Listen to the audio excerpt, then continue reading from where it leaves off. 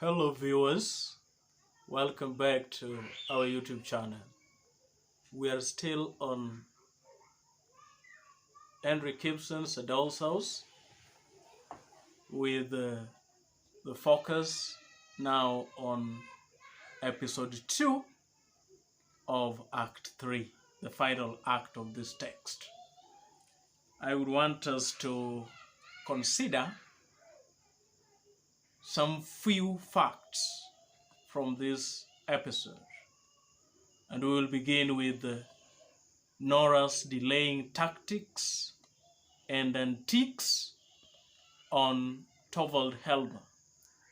She knows that it is about time that Torvald will be going to the letterbox, and Torvald is surely going to find Krogstad's letter. So Nora tends to delay from leaving the tarantella dance which is going on at the Stenbox. In this we see Torvald become authoritative and commanding when he drags Nora out of the dance to their house. Nora himself goes ahead to confess in page 92 when he tells Mrs. Linde that he had almost to bring Nora away by force from the dance. That brings out Torvald Helmer as authoritative or commanding. Again, in this episode, we consider Nora's foreshadow. Nora foreshadows their separation that later on happens at the end of the text when she tells Torvald that Torvald will regret having not let her stay at the dance, even if it is for half an hour. So that statement is a foreshadow of the disagreeable situation that penultimately takes place in this text when Nora finally separates with Torvald. Again, in this text, in this episode, in page 93, when Helmer leaves and Mrs. Linde is left with Nora, Mrs. Linde, instead of giving Nora the good report of what they might have discussed with Krogstad, Mrs. Linde tells Nora that it is time she lets the husband into the knowledge about the loan. This is an act of betrayal. It is an act of betrayal because we find that Mrs. Linde bottled the chance to convince Krogstad to demand back his letter unread when she had that chance. So the betrayal that began in episode 1 of this act continues to manifest. Torvald also comes out as hypocritical. He has been used to bring out the theme of hypocrisy in this episode. And one instance of Torvald's hypocrisy is when bidding Mrs. Linde buy, he seems to be concerned about Mrs. Linde's safety and the safe arrival at her place, and he goes ahead to make this statement. He says that he hopes Mrs. Linde will get home all right.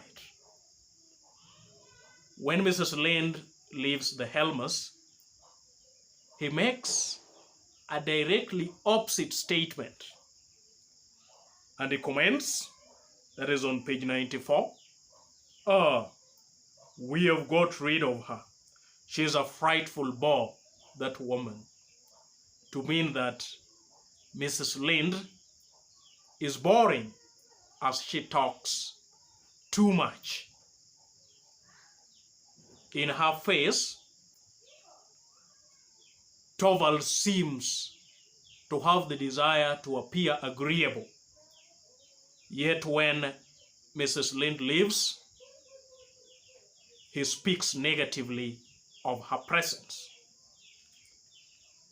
Another instance in which we see a hypocritical Torvald is when Dr. Rank passes by their house at the Helmers after the dance.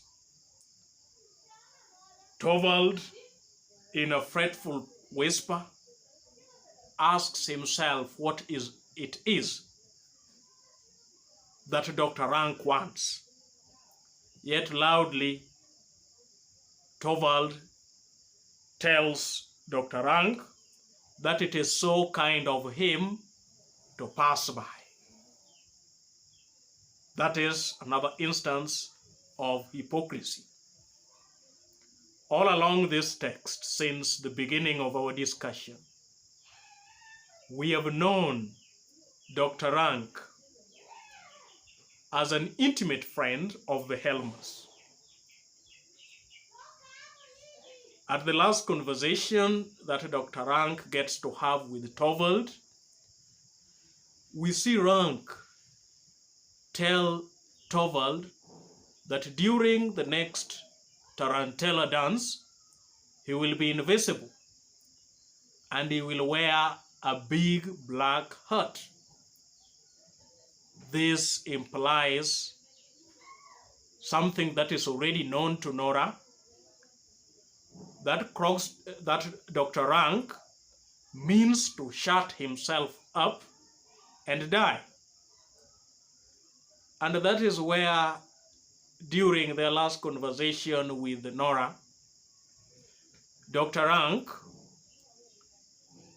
told Nora that when his hands occurred with a black cross on it, it will show that his ultimate end has begun. So all these statements point to his death by suicide.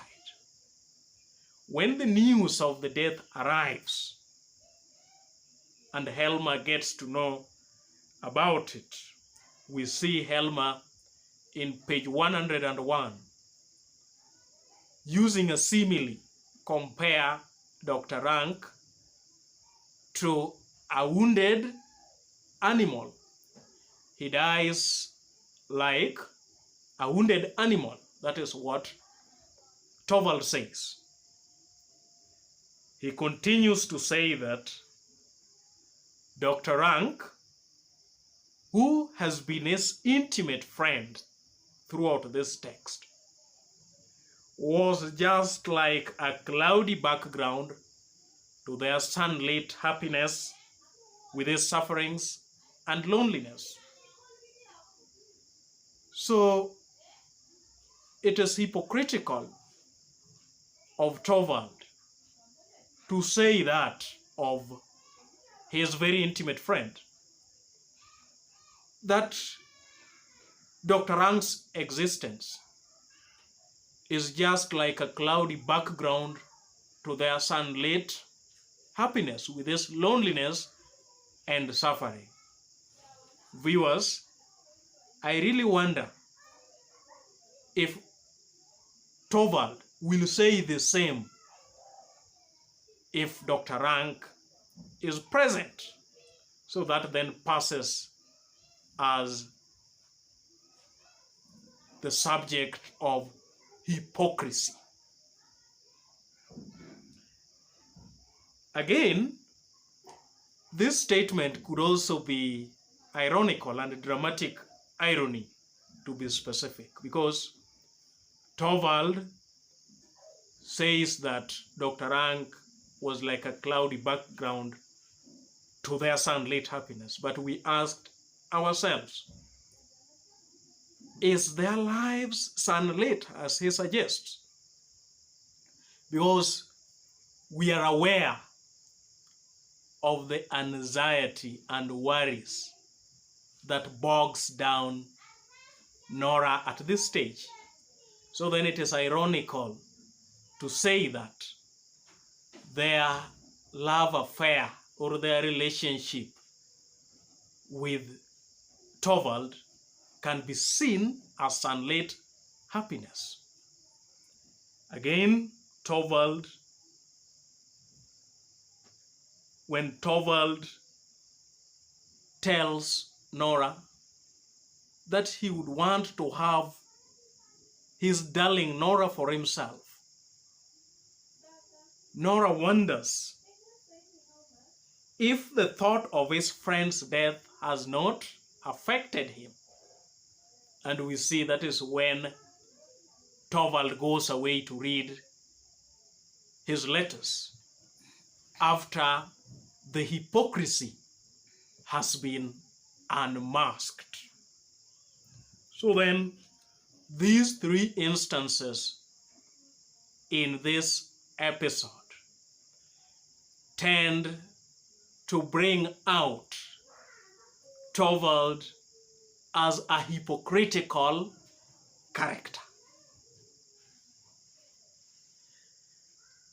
Apart from Torvald's hypocrisy being unmasked in this episode, we also see him come out as chauvinistic. He comes out as chauvinistic in page 92 when he reports to Mrs. Linde that Nora is a self-willed person and that he had almost to drag Nora by force from the dance. And this is like a criticism of Nora, who tries to disobey his orders. Now Nora becomes branded self-willed for having a thought of her own. Again, we see Torvald